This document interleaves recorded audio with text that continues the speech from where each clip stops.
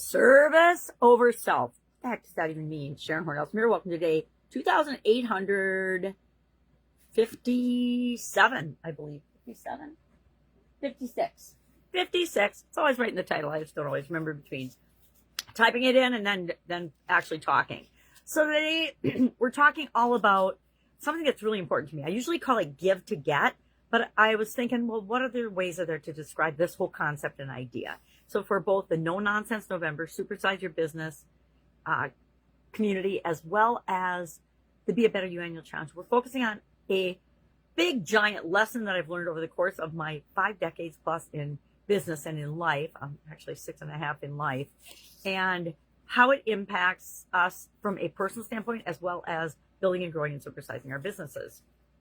And I have found that couple things I've observed in the world. There are givers and there are takers, and people have a propensity to being one or the other. Givers add value and positivity and make the world a better place and pay attention to the things they want to see more of in the world and are creative. Takers are people that just consume. Guess what?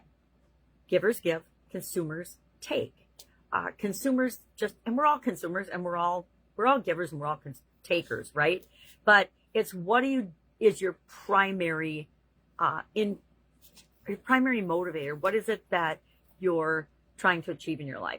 And givers, I think, are more likely to believe that we live in an abundant, amazing universe.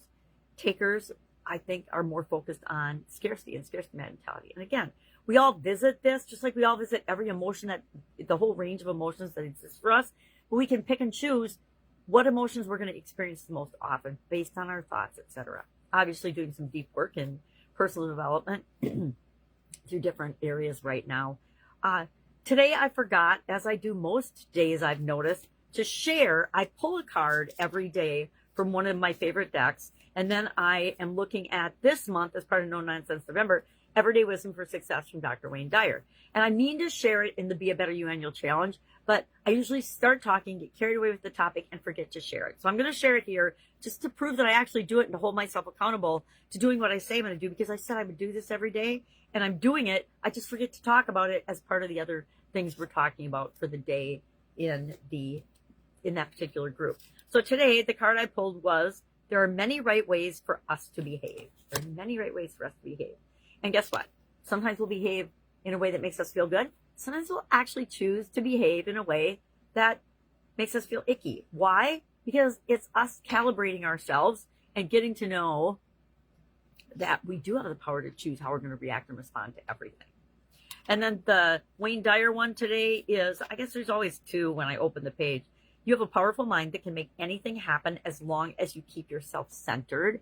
And I like this because I've been hearing a lot about we need to regulate. We need to align and regulate our body. And to me, it was just a new term. I always think of it as, am I centered or not? Am I focused on the direction I want to go, or am I focused on the lack of that, etc.? So that was one that spoke to me today. And then anything that bothers you is only a problem within. Ooh.